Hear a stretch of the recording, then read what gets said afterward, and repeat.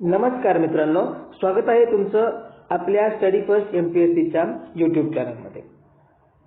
आधुनिक भारताचा इतिहास या विषयासंदर्भात आपण या लेक्चरमध्ये भारतामध्ये जी स्वदेशी चळवळ सुरू झाली 1905 ला। 1905 च्या बंगालच्या फाळणीनंतर जी भारतामध्ये स्वदेशी चळवळ सुरू झाली त्या संदर्भात आढावा घेणार आहोत। ठीक आहे। आपण काय करतोय की ज्या प्रमुख चळवळी आहेत स्वातंत्र्य चळवळी की 1905 ची स्वदेशी चळवळ, त्याच्यानंतर असहकार चळवळ, मग सविनय कायदेभंग, छोडो भारत आंदोलन वगैरे या ज्या गोष्टी आहेत ह्या पार्ट मध्ये आपण काय करणार, कव्हर करणार, जेणेकरून त्याचे जे पॉइंट्स आहेत त्याच संदर्भात ते आपल्या लक्षात राहतील आणि आपली कन्फ्युजन होणार नाही। ठीक आहे। या पॉइंट मध्ये आपण स्वदेशी चळवळी संदर्भात किंवा त्या पिरियड मध्ये जेवढ्या घटना घडल्या त्या आपण इथे लक्षात ठेवणार।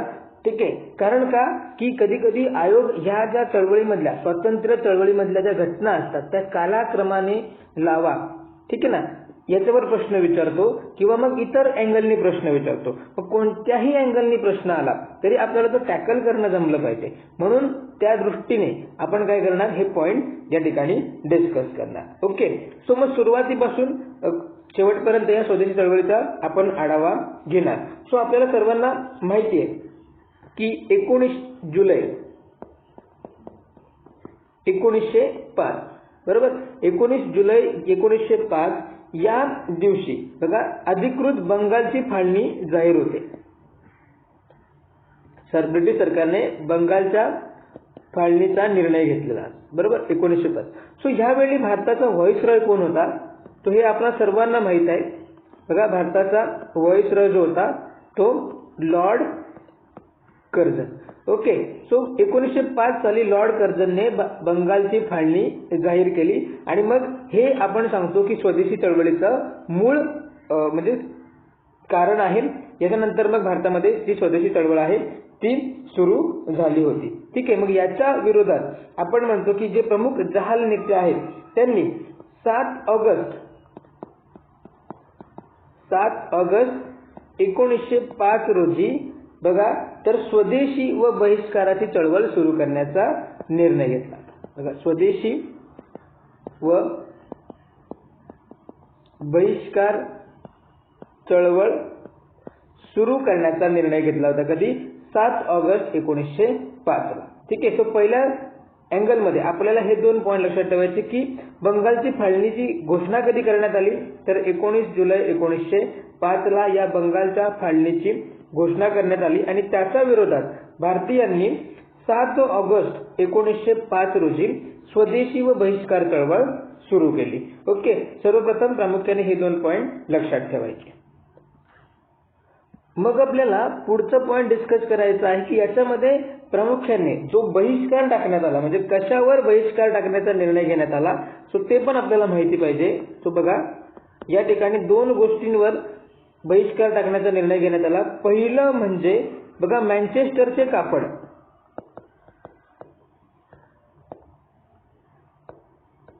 आणि दुसरं म्हणजे लिव्हरपूलचे मीठ। ठीक आहे। मग ज्यावेळी स्वदेशी चळवळीचा निर्णय जाहीर झाला त्यावेळी कोणत्या घटकांवर बहिष्कार टाकण्याचा निर्णय घेण्यात आला, तर मँचेस्टरचे कापड आणि लिव्हरपूलचे मीठ या 2 गोष्टींवर बहिष्कार टाकण्यात आला। आणि त्याच्यानंतर लक्षात ठेवायचं 16 ऑक्टोबर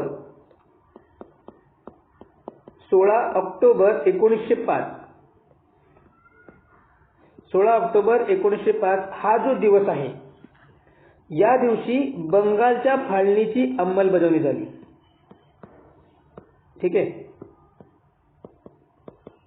बघा फाळणीची अंमलबजावणी झाली। ठीक आहे।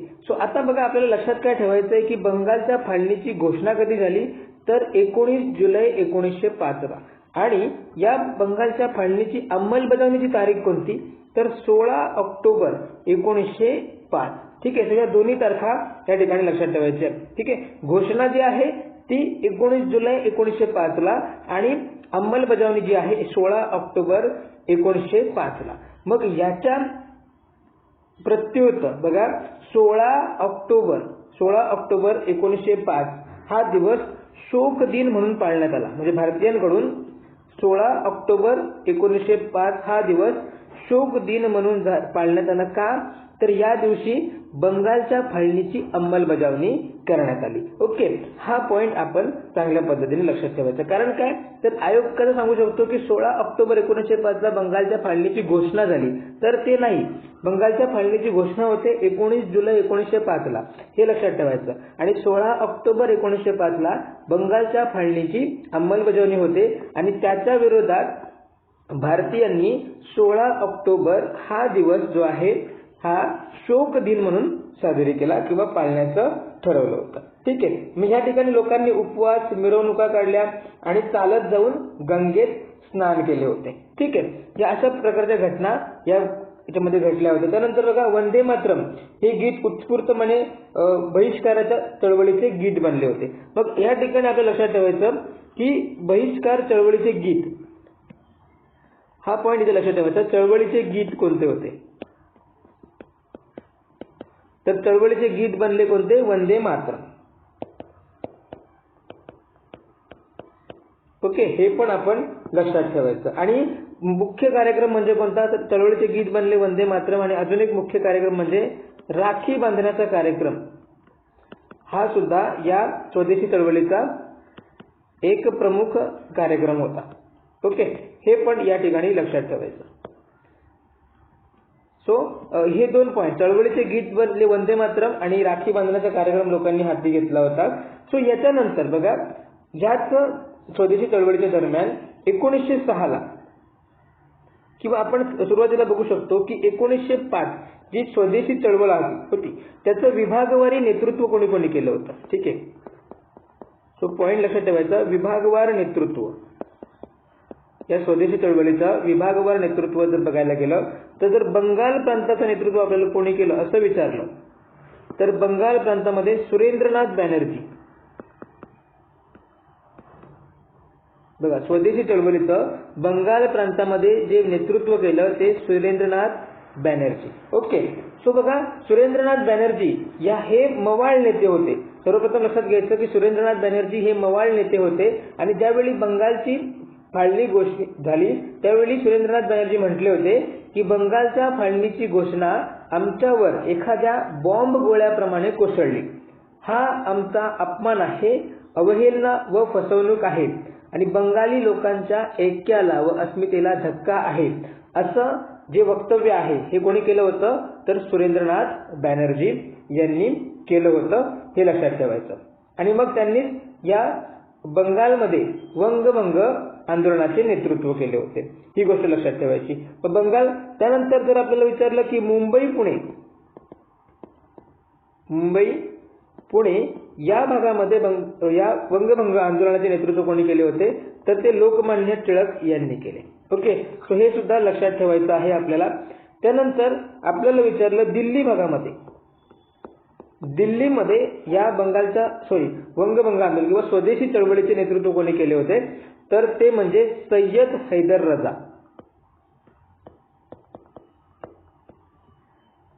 ओके. हे सय्यद हैदर रजा यांनी या दिल्लीमध्ये स्वदेशी चळवळीचे नेतृत्व केलं. आणि मद्रासमध्ये बघा, चिदंबरम पिल्लई.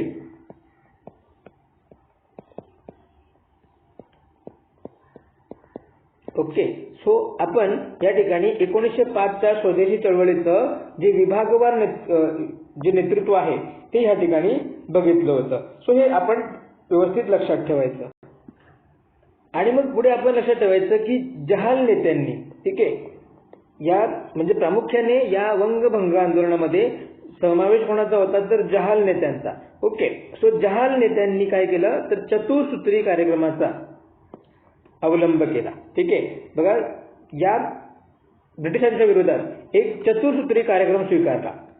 सो त्या चतुसूत्री कार्यक्रमाचे कोणते कोणते भाग होते हे आपल्याला इथे माहित पाहिजे. ठीक आहे. मग चतुसूत्री कार्यक्रमाचे कोणते कोणते भाग होते? सो पहिला होता तो म्हणजे स्वदेशी, म्हणजे स्वदेशीचा वापर. ठीक आहे. त्यानंतर दुसरा कार्यक्रम काय होता? त्याच्यामध्ये दुसरा घटक होता स्वराज्य, म्हणजे स्वराज्याची मागणी. ओके. आणि तिसरा याच्यातला घटक होता तो म्हणजे बहिष्कार, म्हणजे ज्या परकीय वस्तू आहेत त्यांच्यावर बहिष्कार टाकणं, म्हणजे परकीय शाळा, परकीय कापड. ओके, तर जर बघायला गेलो तर सुरुवातीला जो बहिष्काराचा कार्यक्रम होता तो फक्त विदेशी कापडांपुरताच मर्यादित होता, परंतु त्याच्यानंतर मग जे इतर विदेशी म्हणजे दारू, साखर, कागद, औषध, रसायने, सिगारेट, खेळणी यावर म्हणजे अशा प्रकारच्या सर्वच ब्रिटिश मालांवर बहिष्कार टाकण्यात आला होता. आणि चौथा घटक या चतुसूत्री कार्यक्रमाचा तो म्हणजे राष्ट्रीय शिक्षण. ओके, हे आपण लक्षात ठेवायचं. मग ह्याच्यावर जर आपल्याला आयोगाने प्रश्न विचारला तर कशा पद्धतीने प्रश्न विचारू शकतो की बघा, ब्रिटिशांविरोधात चतुसूत्री कार्यक्रमाचा अवलंब खालीलपैकी कोणत्या चळवळीमध्ये करण्यात आला. ठीक आहे, मग अशा पद्धतीने आपल्याला 4 चळवळी देतील, म्हणजे त्याच्यामध्ये स्वदेशी असणार, असहकार असणार, संविधान कायदेभंग असणार आणि छोडो भारत चळवळ असणार. सो प्रामुख्याने लक्षात ठेवायचं की चतुसूत्री कार्यक्रमाचा जो अवलंब आहे तो कुठून करण्यात आला, म्हणजे बहिष्कार वगैरे या गोष्टी पुढे सुद्धा त्या कॅरी फॉरवर्ड झाल्या, परंतु याचा अवलंब सुरुवातीला करण्यात आला तो म्हणजे या स्वदेशी चळवळीमध्ये किंवा आपण म्हणू शकतो वंगभंग चळवळीमध्ये. ठीक आहे, सो हे लक्षात ठेवायचं. म्हणून ते आणि त्यानंतर या चतुसूत्री कार्यक्रमाचे भाग कोणते ते ओळखा. तर पहिला स्वदेशी, दुसरं येतो स्वराज्य, तिसरं येणार बहिष्कार आणि चौथं येणार राष्ट्रीय शिक्षण. ओके, सो हे 4 घटक या चतुसूत्री कार्यक्रमाचे होते, आपण हे लक्षात ठेवायचं. त्यानंतर बघा आपल्याला पुढचा पॉइंट बघायचा आहे तो म्हणजे स्वदेशी चळवळीमध्ये बघा ही जी स्वदेशी व बहिष्कार चळवळ होती. ओके, सो या चळवळीमध्ये मुंबईतील जे प्रमुख पुढारी आपल्याला माहिती पाहिजे. ओके, मुंबईचे पुढारी. ओके, हे आपल्याला या ठिकाणी लक्षात ठेवायचे. मग याच्यामध्ये प्रामुख्याने सर्वप्रथम आपल्याला टिळकांचंच नाव घ्यावं लागेल. ठीक आहे, लोकमान्य टिळक यांनी प्रमुख नेतृत्व केलं होतं या स्वदेशी चळवळीचं. त्याच्यानंतर लोकमान्य टिळकानंतर दुसरे आपण लक्षात ठेवायचे शिवराम परांजपे.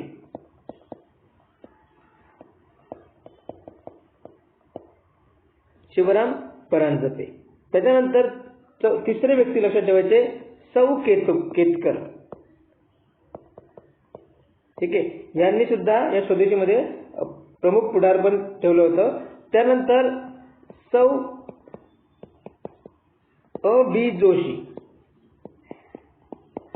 ठीक आहे ना, कधी कधी आयोग व्यक्तींवर सुद्धा प्रश्न विचारतो खालीलपैकी कोणत्या व्यक्तींचा सहभाग ह्या विशिष्ट आंदोलनामध्ये होता, म्हणजे असहकार आंदोलनामध्ये होता, स्वदेशी चळवळीमध्ये होता. तर त्या ठिकाणी अशा प्रकारची नावं आपल्याला लक्षात ठेवणं गरजेचं असतं. त्यानंतर बघा पुढचे आहेत विष्णू गोविंद विजापूरकर.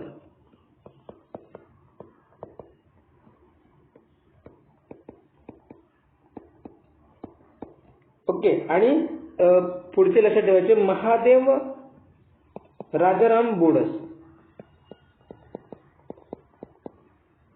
महादेव राजाराम बोडस हे सगळे जे आहेत हे व्यक्ती मुंबईतून म्हणजे स्वदेशी चळवळीमध्ये लाभलेले मुंबईचे पुढारी होते. ओके, हे आपण या ठिकाणी लक्षात ठेवायचं. त्याच्यानंतर जर आपण बघितलं होतं या ठिकाणी की दिल्ली या भागाचं नेतृत्व कोणी केलं होतं तर सय्यद हैदर रजा. ओके, सय्यद हैदर रजा ज्यांनी दिल्लीच्या या स्वदेशी चळवळीचं नेतृत्व केलं होतं. मग त्याच्यामध्ये ते जे आहेत ते दिल्लीच्या सेंट स्टीफन महाविद्यालयाचे प्राध्यापक होते. बघा हे सय्यद हैदर रजा दिल्लीच्या सेंट स्टीफन्स महाविद्यालयाचे प्राध्यापक होते आणि ते एक देशभक्त गुप्त मंडळ सुद्धा त्यांनी एक सुरू केलं होतं. ओके, आणि लक्षात ठेवायचं की 1908च्या गणेशोत्सवात 1908च्या जे गणेशोत्सवात पुण्यामध्ये गणपती पुढे त्यांचे भाषण झाले होते. ठीक आहे, लक्षात ठेवा पुण्यामध्ये गणपती पुढे त्यांनी एक व्याख्यान दिले होते आणि त्याचबरोबर बाबाराव सावरकरांनी नाशिकला नेऊन त्यांचे व्याख्यान घडवले होते. ओके, सो हे सय्यद हैदर रजा यांच्या संदर्भात अशा पद्धतीने आपल्याला लक्षात ठेवायचं आहे. त्याच्यानंतर मग आता याच्यामध्ये काँग्रेसची भूमिका या स्वदेशी चळवळीमध्ये काँग्रेसची भूमिका आपल्याला लक्षात ठेवायची. म्हणजे काय तर आपल्याला माहिती आहे की 1885ला जेव्हा राष्ट्रीय काँग्रेसची स्थापना होते तर राष्ट्रीय काँग्रेस जी आहे किंवा राष्ट्रीय सभा आपण म्हणतो, ही जी आहे अखिल भारतामध्ये म्हणजे एक अखिल भारतीय संघटना होती, वेगवेगळ्या भागातील जे नेते त्याचे सदस्य असायचे, ठीक आहे. आणि मग त्यामुळं जी काँग्रेसचे जे म्हणजे ज्या निर्णयांना काँग्रेसने मान्यता दिली त्याच्या अंमलबजावणी व्हायची आणि ज्यांना काँग्रेसचा विरोध असायचा ते अंमलबजावणी होत नसायची. म्हणून मग या ठिकाणी आपल्याला आता काय बघायचं आहे की स्वदेशी चळवळीला जो काँग्रेसचा प्रतिसाद आहे त्या संदर्भात लक्षात ठेवायचं. किंवा मग याच कालावधीमध्ये काँग्रेसचे अधिवेशन आणि त्याच्यामध्ये घडलेल्या घडामोडी सुद्धा आपल्याला बघायच्या आहेत. आणि मग त्याच्यानंतर ही बंगालची फाळणी रद्द करण्याची घोषणा कधी होते ते सुद्धा आपण पुढे बघणार आहोत. ठीक आहे. मग काँग्रेसच्या प्रतिसादामध्ये सर्वप्रथम बघा, ज्यावेळी बंगालची फाळणी घोषणा होते आणि त्याची अंमलबजावणी होते त्याच्यामध्ये त्यावेळी पहिलंच 1905 बघा कुठलं अधिवेशन होतं तर बनारस. 1905 अधिवेशन कुठलं होतं तर बनारसचं अधिवेशन.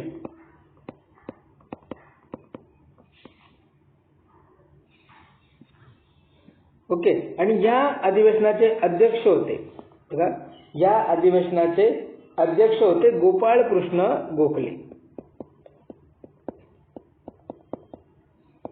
सो या अधिवेशनामध्ये बघा, बनारस अधिवेशनामध्ये या स्वदेशी चळवळीला बघा म्हणजे स्वदेशी व बहिष्कार चळवळीला काँग्रेसने काय दिला, पाठिंबा देण्यात आला.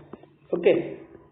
बनारस अधिवेशनामध्ये ज्याचे अध्यक्ष होते गोपाल कृष्ण गोखले, या अधिवेशनामध्ये या स्वदेशी आणि बहिष्कार चळवळीला काँग्रेसने निश्चित म्हणजे पाठिंबा दिला. परंतु लक्षात ठेवायचा की मवाळांच्या हस्तक्षेपामुळं बघा, मवाळांच्या हस्तक्षेपामुळे म्हणजे त्यावेळी त्या कालावधीमध्ये मवाळ जो गट होता त्यांचा दबदबा राष्ट्रीय काँग्रेसवर जास्त होता. मग मवाळांच्या हस्तक्षेपामुळं हा जो म्हणजे स्वदेशी व बहिष्कार चळवळ जी आहे किंवा तो जो ठराव आहे बघा, लक्षात ठेवायचा बहिष्काराचा ठराव, बहिष्काराचा ठराव हा बंगाल पुरताच मर्यादित राहिला.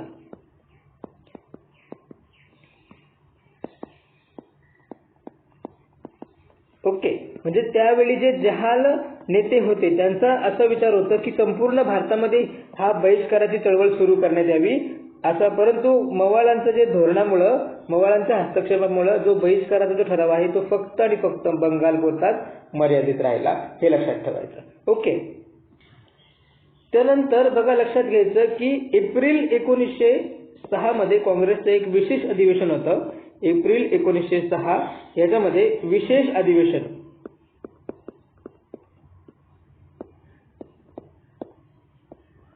कारण राष्ट्रीय सभेची जी प्रमुख अधिवेशनं व्हायची ती कधी डिसेंबरमध्ये, आणि मग एप्रिल 1906 मध्ये विशेष अधिवेशन झालं. त्याचे अध्यक्ष होते, ते अधिवेशन कुठे झालं तर बरिसाल. ओके. कुठे झालं, बरिसाल. अध्यक्ष होते अब्दुल रसूल, याचे अध्यक्ष होते अब्दुल रसूल. तर अब्दुल रसूल काय म्हणतात की आपल्याला 50 किंवा 100 वर्षात शक्य झाले नसते ते बंगालच्या फाळणीच्या संकटाने 6 महिन्यात घडवून दाखवले. बरोबर. बघा, आपल्याला 50 किंवा 100 वर्षात शक्य झाले नसते ते बंगालच्या फाळणीच्या संकटाने 6 महिन्यात घडवून दाखवले. म्हणजेच काय तर या बंगालच्या फाळणीमध्ये हिंदू मुस्लिम ऐक्य दिसायला म्हणजे दिसलं. ओके ना. या बंगालच्या फाळणीनंतर हिंदू मुस्लिम जे आहेत ते एकवटला आले आणि म्हणून अब्दुल रसूल यांनी जे उद्गार काढले होते की आपल्याला 50 ते 100 वर्षामध्ये शक्य झालं नसतं ते बंगालच्या फाळणीच्या संकटाने घडवून आणलं. आणि मग स्वदेशी चळवळ, स्वदेशीची ही चळवळ जी आहे ही राष्ट्रीय चळवळ बनली, असं या अब्दुल रसूल यांनी काय केलं होतं, वक्तव्य केलं होतं. हे पण आपण इथे लक्षात ठेवायचं. त्याच्यानंतर जे 1906चं बंगालचं राष्ट्रीय सभेचं जे अधिवेशन कोलकाता या ठिकाणी भरलं. बघा, 1906चं राष्ट्रीय सभेचं अधिवेशन कुठे भरलं होतं, कोलकाता. आणि याचे अध्यक्ष होते दादाभाई नौरोजी.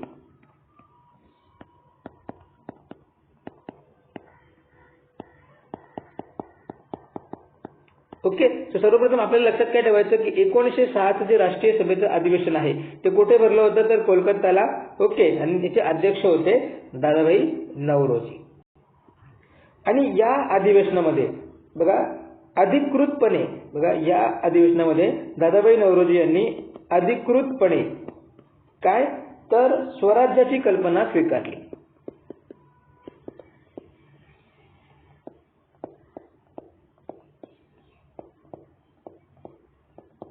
ओके, बघा 1906च्या कोलकाता अधिवेशनाचे अध्यक्ष दादाभाई नौरोजी यांनी अधिकृतपणे म्हणजे या अधिवेशनात स्वराज्याची कल्पना याचा स्वीकार करण्यात आला होता, हे लक्षात घ्यायचं. त्याच प्रकारे बघा या अधिवेशनामध्ये स्वदेशी बहिष्कार व राष्ट्रीय शिक्षण हे ठराव बहुमताने पास झाले. ठीक आहे, बघा कोणते कोणते स्वदेशीचा ठराव पास झाला, त्यानंतर बहिष्कार ठराव आणि राष्ट्रीय शिक्षण.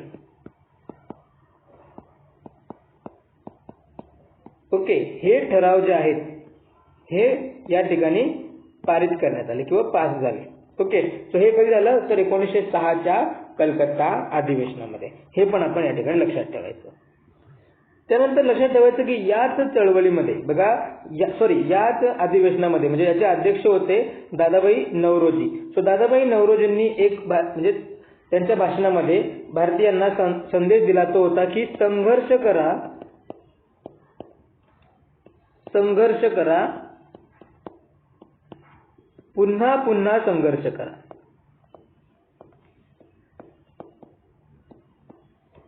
ओके, बघा 1906च्या या कलकत्ता अधिवेशनामध्ये दादाभाई नौरोजी यांनी काय केलं होतं तर भारतीयांना संदेश दिला होता की संघर्ष करा, पुन्हा पुन्हा संघर्ष करा, असं त्यांनी हे अधिवेशन त्यांना दिलं होतं. हे ठिकाणी लक्षात ठेवायचं.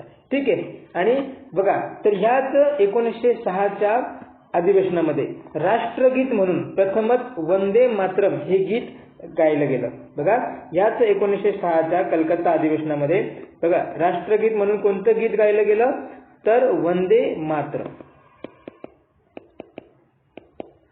आणि बघा याच 1906 मध्ये जे बॅरिस्टर जिना आहेत म्हणजे बॅरिस्टर मोहम्मद अली जिना, बरोबर, यांचा काँग्रेसमध्ये प्रवेश होतो. ओके, यांनी काँग्रेसमध्ये प्रवेश घेतला 1906च्या अधिवेशनामध्ये. सो इतक्या गोष्टी आपल्याला या 1906च्या याच्यावरून लक्षात ठेवायचं. ठीक आहे, त्याच्यानंतर जो ह्याच कालावधीमध्ये म्हणजे स्वदेशी आंदोलनाचा किंवा स्वदेशी चळवळीच्या काळामधला एक महत्वाचं राष्ट्रीय सभेचा अधिवेशन जो आहे तो म्हणजे सुरत अधिवेशन. ठीक आहे, 1907चा सुरतचं अधिवेशन. जो हे आपल्याला प्रामुख्याने आणि प्रत्येकाच्या लक्षात असेलच.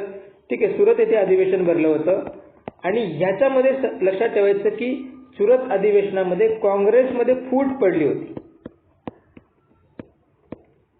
ओके, काँग्रेसमध्ये फूट पडली होती, हे प्रामुख्याने वैशिष्ट्य आपल्याला या सुरत अधिवेशनाचं लक्षात ठेवायचं. या सुरतच्या अधिवेशनाचे अध्यक्ष कोण होते असं जर आपल्याला विचारलं. ठीक आहे, 1907च्या सुरतच्या अधिवेशनाचे अध्यक्ष कोण होते तर डॉक्टर रासबिहारी घोष. ओके, रासबिहारी घोष हे या 1907च्या सुरतच्या अधिवेशनाचे अध्यक्ष होते. आणि याच्यामध्ये बघा काँग्रेसमध्ये म्हणजे काँग्रेसमध्ये फूट पडली म्हणजे काय तर जहाल व मवाळ यांचे वेगळे गट निर्माण झाले. ठीक आहे, आणि जे जहाल गट आहेत ते काय केले ते काँग्रेसमधून त्यांनी एक्झिट घेतली. मग कोणत्या प्रश्नावरून बघा कोणत्या प्रश्नांवरून या सुरतच्या अधिवेशनामध्ये जहाल आणि मवाळ यांच्यामध्ये मतभेद झाले तर ब्रिटिश युवराजाच्या स्वागताच्या प्रश्नावरून. ब्रिटिश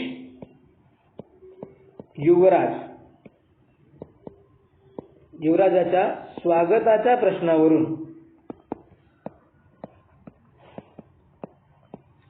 जहाल आणि मवाळ यांच्यामध्ये मतभेद झाले. ठीक आहे, सो हे लक्षात ठेवायचं. ओके, म्हणजेच काय तर ब्रिटिश युवराजाच्या स्वागताला जहालांचा विरोध होता, परंतु त्यावेळी जहाल जे नेते होते ते काँग्रेसमध्ये अल्पसंख्य होते म्हणजे कमी प्रमाणात होते. त्यामुळे नाईलाजाने त्या ठिकाणी मवाळांच्या वर्चस्वामुळे ब्रिटिशांच्या युवराजाचा ठराव, स्वागताचा ठराव त्या ठिकाणी पास करण्यात आला. ठीक आहे. आणि बघा यामध्ये जे मवाळ नेते नामदार गोखले, ठीक आहे, यांच्या जहालांच्या निशस्त्र प्रतिकार चळवळीला सुद्धा विरोध होता, हे लक्षात ठेवायचं. म्हणजे काय तर देशामध्ये निशस्त्र प्रतिकाराची चळवळ सुरू करावी असं जहालांना वाटत होतं, आणि परंतु ते मवाळ त्या गोष्टीला तयार नव्हते. म्हणजे ह्या गोष्टींमुळं काय झालं की जहाल आणि मवाळांमध्ये मतभेद झाले, आणि अखेर 1907 मध्ये जे आहे जे सुरत आपण म्हणू शकतो की सुरत फूट हे झालं होतं, हे या ठिकाणी लक्षात ठेवायचं. तर बघा या ठिकाणी अजून एक गोष्ट लक्षात ठेवायची 1907 या वर्षासंदर्भात. तर सुरुवातीला 1907ला जे राष्ट्रीय सभेचं अधिवेशन होणार होतं हे नागपूरला होणार होतं.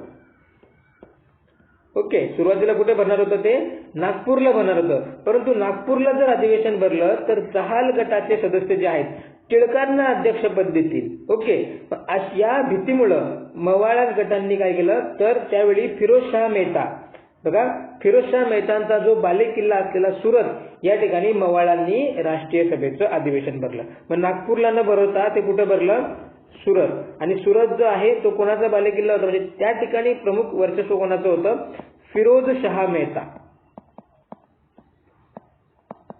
ओके, मग या फिरोजशाह मेहतांच्याच वर्चस्वामुळं 1907च्या राष्ट्रीय सभेच्या अधिवेशनाचे अध्यक्ष कोण झाले, डॉक्टर रासबिहारी घोष हे झाले होते, हे लक्षात ठेवायचं.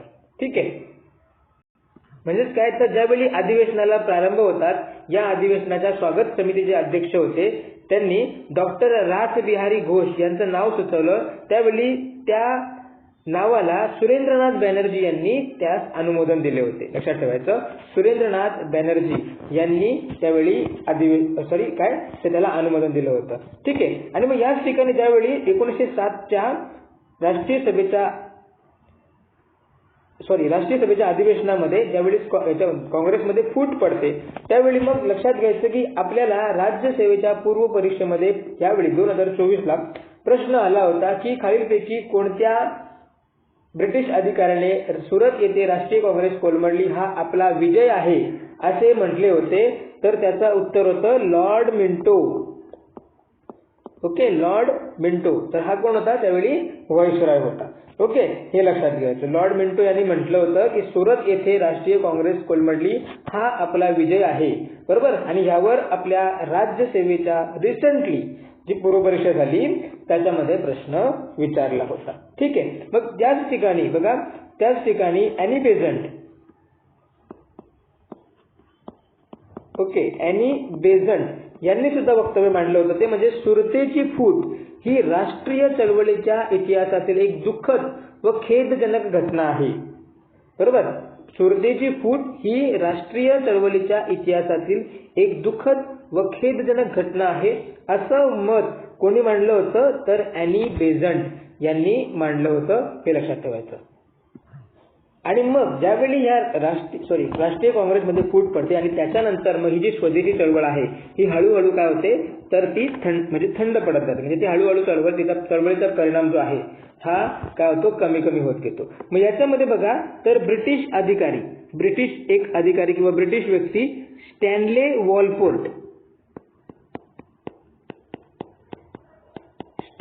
वॉलपोर्ट याने या सुरत फुटीला सर्वस्वी जहाल व मवाळ यांना दोषी ठरवले होते. बघा सुरत फुटीचे दोषी कोणाला ठरवले, त्यांनी दोषी कोणाला ठरवले तर जहाल व मवाळ यांना सुरत फुटीचे दोषी ठरवले होते, हे या ठिकाणी लक्षात ठेवायचं. कोणी तर स्टॅनले वॉलपोर्टने. बघा स्टॅनले वॉलपोर्ट याने सुरत फुटीचे दोषी कोणाला ठरवले यांना, किंवा जहाल व मवालांनी सुरत फुटीचे दोषी स्टॅनले वॉलपोर्ट यांना ठरवले, हे चुकीचं. ओके, अशा पद्धतीने म्हणजे चेंज पण करून देऊ शकतो, हे या ठिकाणी लक्षात ठेवायचं. ठीक आहे. तर अशा पद्धतीने हे सुरत फुटीचं जे म्हणजे काही महत्त्वाच्या घटना आपण या ठिकाणी बघितले. कारण काय तर ही जी सुरत फूट आहे 1907चं जे अधिवेशन हे स्वदेशी चळवळीच्या कालावधीमध्येच झालं होतं, या ठिकाणी लक्षात घ्यायचं. त्यानंतर आपल्याला लक्षात ठेवायचं की या स्वदेशी चळवळीच्या काळामध्ये काही संघटना संस्था स्थापन झाल्या, काही किंवा काही इतर घटना घडामोडी झाल्या, त्या संदर्भात आपल्याला लक्षात ठेवायचं. तर सर्वप्रथम आपल्याला लक्षात ठेवायचं की अश्विन कुमार दत्त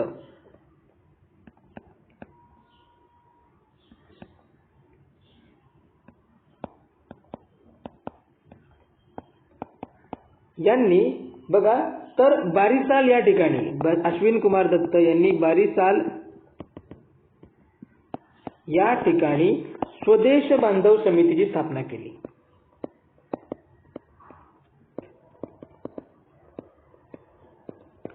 बघा मग आपल्याला ह्या घडामोडी का लक्षात ठेवायच्या आहेत, बरोबर, काहीतरी कारण हवं आहे की ज्याच्यामुळे आपल्याला लक्षात ठेवायचं. तर कधी कधी आपल्याला आयोग काय विचारतो की खालीलपैकी कोणती घटना स्वदेशी आंदोलनाची समकालीन होती किंवा कोणती संस्था ही स्वदेशी आंदोलनासोबत समकालीन होती. मग त्यावेळी मग आपल्याला माहित पाहिजे की ज्यावेळी स्वदेशी आंदोलन चालू होतं त्यावेळी स्वदेश बांधव समितीची स्थापना अश्विन कुमार दत्त यांनी बारिसाल या ठिकाणी केली होती. ठीक आहे. हे त्यानंतर याच कालावधीमध्ये बंगाल नॅशनल कॉलेजची स्थापना होते.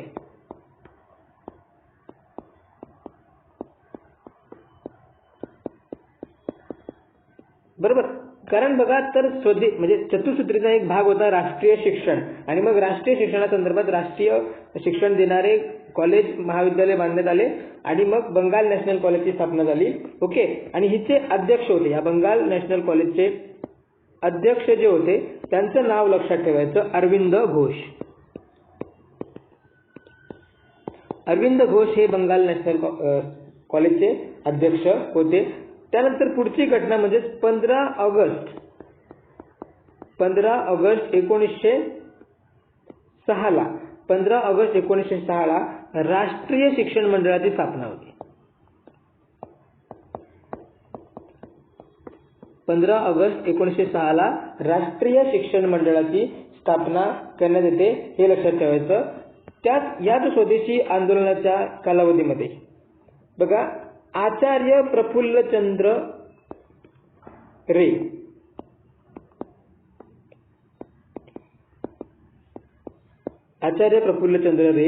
यांनी बघा बेंगाल केमिकल फॅक्टरीची स्थापना केली होती.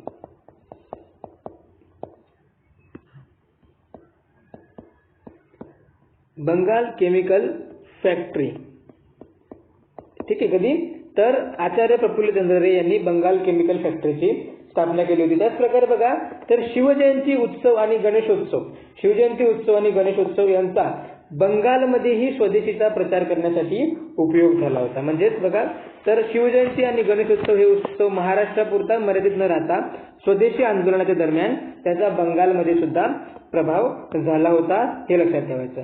याच दरम्यान जर आपण बघितलं तर रवींद्रनाथ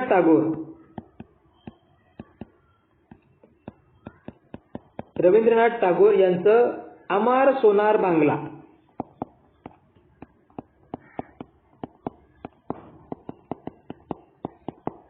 याच काळात प्रसिद्ध झाले. बघा अमार सोनार बांगला हे प्रसिद्ध झाले कधी तर स्वदेशी काळामध्ये. त्याच प्रकारे बघा रवींद्रनाथ टागोर यांनी बघा चित्रकलेमध्ये व्हिक्टोरियन शैली झुगारून दिली. बघा यांनीच काय केलं तर चित्रकलेमध्ये कोणती शैली झुगारली जर असं विचारलं तर व्हिक्टोरियन शैली झुगारली. चित्रकलेची व्हिक्टोरियन शैली त्यांनी झुगारून दिली, म्हणजे तिचा त्याग केला. ओके, आणि स्वदेशी चळवळीचा म्हणजे स्वदेशी शैलीचा प्रारंभ केला होता, हे या ठिकाणी लक्षात ठेवायचं. ठीक आहे. सो अशा पद्धतीने रवींद्रनाथ टागोर संदर्भात या गोष्टी लक्षात ठेवायची. त्यानंतर 1907 साली याच आंदोलनाच्या काळामध्ये 1907 मध्ये इंडियन सोसायटी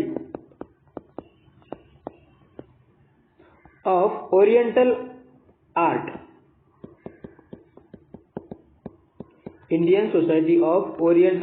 ची स्थापना झाली. इंडियन सोसायटी ऑफ ओरिएंटल आर्टची स्थापना झाली होती, हे या ठिकाणी लक्षात ठेवायचं. ओके, अशा पद्धतीने हे काय झालं तर या गोष्टी या स्वदेशी आंदोलनामध्ये ब्रिटिश प्रतिक्रिया कोणती झाली. ओके, म्हणजे ब्रिटिशांची भूमिका काँग्रेसची भूमिका आपण लक्षात घेतली, वेगवेगळ्या घटना आपण संस्था आपण स्थापन झाल्या त्या बघितल्या. आता ब्रिटिशांची भूमिका आणि त्यांच्यामध्ये घडलेले जे आहेत, तर सर्वप्रथम बघा लोकमान्य टिळक यांना काय केलं तर 6 वर्षाची शिक्षा देण्यात आली होती. ठीक आहे. आणि लोकमान्य टिळकांना कोणत्या तुरुंगात पाठवण्यात आले तर मंडाले, हे लक्षात ठेवायचं, मंडाले तुरुंगात त्यांना शिक्षा. त्यानंतर दुसरं ब्रिटिशांची प्रतिक्रिया याच्यामध्ये लक्षात ठेवायची की अजित सिंह आणि लाला लजपत राय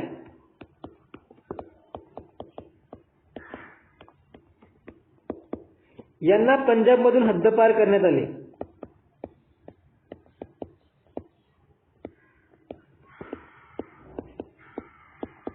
ओके, अजित सिंग आणि लाला लजपत राय यांना पंजाबमधून हद्दपार करण्यात आले, हे लक्षात ठेवायचं. त्यानंतर बिपिनचंद्र पाल यांना सुद्धा कारावासाची शिक्षा झाली. बिपिनचंद्र पाल यांना काय झालं तर कारावास, हे आपण या ठिकाणी लक्षात ठेवायचं. सो अशा पद्धतीने या ठिकाणी या स्वदेशी चळवळी दडपण्यासाठी काय केलं तर ब्रिटिशांनी या कारवाई केल्या. त्याचप्रकारे बघा तर सभा मिरवणुकी यांच्यावर बंदी घालण्यात आली, विद्यार्थ्यांना दंड, वृत्तपत्रांवर बंदी घालण्यात आली. ओके, सो ह्या गोष्टी इथे लक्षात ठेवायच्या. नेक्स्ट आपल्याला लक्षात ठेवायचं आहे की या स्वदेशी आंदोलनादरम्यान बघा स्वदेशी आंदोलनात ठीक आहे कोणते कोणते व्हाईसरॉय म्हणजे ब्रिटिश व्हाईसरॉय कोणते कोणते होते. ओके, हे सुद्धा पॉइंट आपल्याला माहित पाहिजे. ठीक आहे. सो पहिला म्हणजे स्वदेशी आंदोलनाची सुरुवात झाली कोणाच्या कार्यकाळामध्ये तर लॉर्ड कर्झन. ठीक आहे, लॉर्ड कर्झन. ओके, लॉर्ड कर्झनच्या कालावधीमध्ये म्हणजे 1905 ला ज्यावेळी स्वदेशी आंदोलनाची सुरुवात झाली किंवा बंगालची फाळणी जाहीर करणारा कोण होता तर लॉर्ड कर्झन. त्याच्यानंतर मग दुसरा व्हाईसरॉय या ठिकाणी जो होता तो म्हणजे Lord Minto. Okay, Lord Minto याच्या कार्यक्रमात प्रमुख जी घटना म्हणजे काय तर 1907 जे सुरतचं विभाजन आहे. ठीक आहे, हे लॉर्ड मिंटोच्या कालावधीमध्ये होतं आणि याच्यावर आयोगाने आपल्याला रिसेंटली प्रश्न विचारला होता. आणि तिसरा जो व्हाईसरॉय होता तो म्हणजे लॉर्ड हार्डिंग. ओके, याच्या कालावधीमध्ये जी बंगालची फाळणी जी आहे ती रद्द करण्यात आली. सो हे 3 व्हाईसरॉय हे बंगालच्या फाळणी संदर्भात किंवा स्वदेशी आंदोलनाच्या संदर्भाशी त्यावेळी भारतामध्ये कार्यरत होते. हा पॉइंट किंवा ह्या अँगलने सुद्धा आपल्याला लक्षात ठेवायचा आहे. बघा, मग फाळणी जाहीर कोणाच्या कालावधीमध्ये झाली तर कर्झनच्या. ठीक आहे, आणि फाळणी रद्द कोणत्या कालावधीमध्ये झाली तर हार्डिंगच्या कालामध्ये झाली, ते पण आपण बघूया. ठीक आहे, परंतु आपल्याला काय लक्षात ठेवायचं की स्वदेशी आंदोलनादरम्यान असणारे British viceroy. Okay, so I hope की तुम्हाला हा पॉइंट सुद्धा या ठिकाणी लक्षात आला असेल. ठीक आहे, त्यानंतर मग आपल्याला लक्षात ठेवायचं आहे की म्हणजे या स्वदेशी आंदोलनाची उणीव काय होती. बरोबर, उणीव काय होती तर स्वदेशी आंदोलनाला लक्षात ठेवायचं आपल्याला स्वदेशी व बहिष्कार आंदोलनाला किंवा चळवळीला मुस्लिम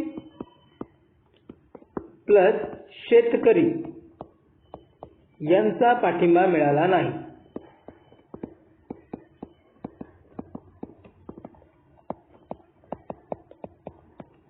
बघा तर बघा ज्यावेळी बंगालची फाळणी जाहीर केली त्यावेळी जरी हिंदू मुस्लिम यांनी राखी बांधवाचा किंवा एकतेचा प्रतीक म्हणून राखी बांधण्याचा कार्यक्रम हाती घेतला होता, तरी पण लक्षात ठेवायचं की स्वदेशी चळवळीला किंवा स्वदेशी आंदोलनाला संपूर्णपणे या मुस्लिम समाजाचा पाठिंबा मिळाला नाही. लक्षात ठेवायचं त्याच प्रकारे शेतकऱ्यांचा जे मुसलमान शेतकरी आहेत म्हणजे याच्यामध्ये मुसलमान शेतकरी यांचा पाठिंबा मिळाला नाही. ओके, बघा शेतकरी कोणते तर मुसलमान शेतकरी यांचा पाठिंबा या ठिकाणी मिळाला नाही. मग त्याच्यानंतर या स्वदेशी आंदोलनाच्या परिणामास्तव ठीक आहे तीव्र घडामोडीच्या संदर्भात बघा तर दिल्ली दरबारामध्ये की ज्यावेळी ब्रिटिश युवराज पंचम जॉर्ज ब्रिटिशचा राजा ठीक आहे त्याचं नाव होतं पंचम जॉर्ज म्हणजे पाचवा जॉर्ज पाचवा याने बघा 12 डिसेंबर 1911 रोजी बघा बंगालची फाळणी रद्द केली. अधिकृतपणे बंगालची फाळणी रद्द करण्याचा घोषणा केली. ओके, ही घोषणा केली कोणी? तर लक्षात घ्या, त्यावेळी व्हाईसरॉय होता हार्डिंग, परंतु या बंगालची फाळणी रद्द करण्याची घोषणा कोणी केली होती? तर ब्रिटिश राजा जॉर्ज पाचवा याने बंगालची फाळणीची रद्द करण्याची घोषणा केली होती. आणि याच वेळी बघा बंगाल, बिहार व ओरिसा यांच्या एक प्रांताला मान्यता मिळाली होती आणि भारताची राजधानी कलकत्त्यावरून दिल्लीला हलवण्यात आली होती. ठीक आहे, याच दिल्ली दरबारामध्ये याच वेळी भारताची राजधानी सुरुवातीला कलकत्त्याला होती आणि म्हणजे 1911 पूर्वी कलकत्त्याला होती, तर 1911 मध्ये तिला दिल्लीला स्थलांतर करण्यात आलं होतं. ठीक आहे, हे लक्षात ठेवायचं. मग 1911 मध्ये ज्यावेळी या बंगालची फाळणी रद्द करण्यात येते त्यावेळी मग मुस्लिम या ठिकाणी नाराज होतात.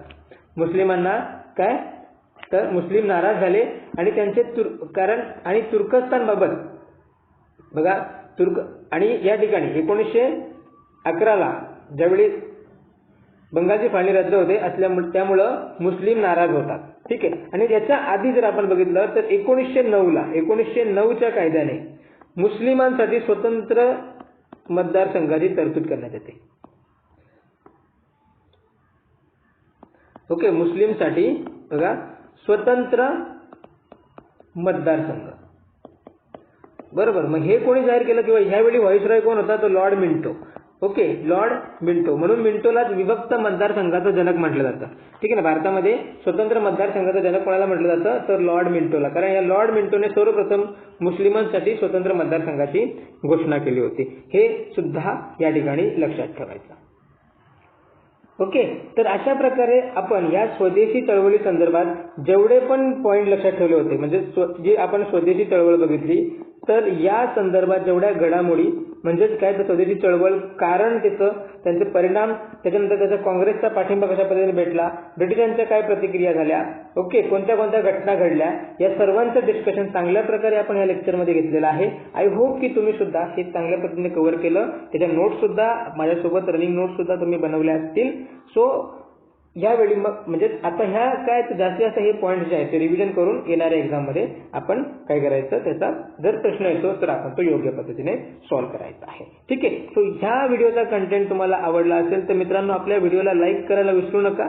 त्याच प्रकारे जास्तीत जास्त आपला व्हिडिओ आपले चॅनल शेअर करा, जेणेकरून सर्वांना हे जे लेक्चर्स आहेत ते अवेलेबल होतील आणि त्यांना त्यांच्या अभ्यासामध्ये सुद्धा मदत होईल. त्याच प्रकारे मित्रांनो आपल्या या सिरीजचा तुम्हाला फायदा होतोय काय, की जे कन्सेप्ट चांगल्या प्रकारे तुम्हाला समजतात की या संदर्भात मला नक्कीच कमेंट करून कळवा, जेणेकरून अधिकाधिक चांगले लेक्चर्स तुमच्यासाठी मी घेऊन येत जाईन. ओके, आणि आतापर्यंत तुम्ही आपल्या स्टडी फर्स्ट MPSCच्या यूट्यूब चॅनलला सबस्क्राईब केलं नसेल तर नक्कीच सबस्क्राईब करून घ्या आणि बेल आयकनला हिट करा, जेणेकरून जे पण लेक्चर्स आपण अपलोड करू ते तुम्हाला लगेच मिळते. ठीक आहे, तर या ठिकाणी थांबतोय. आय होप की या लेक्चरमधून तुम्हाला स्वदेशी आंदोलनासंदर्भात सर्व आणि महत्त्वपूर्ण घडामोडी प्राप्त झाल्या असतील. अशाच घडामोडी आपण पुढच्या लेक्चरमध्ये असहकार चळवळी संदर्भात घेणार आहोत.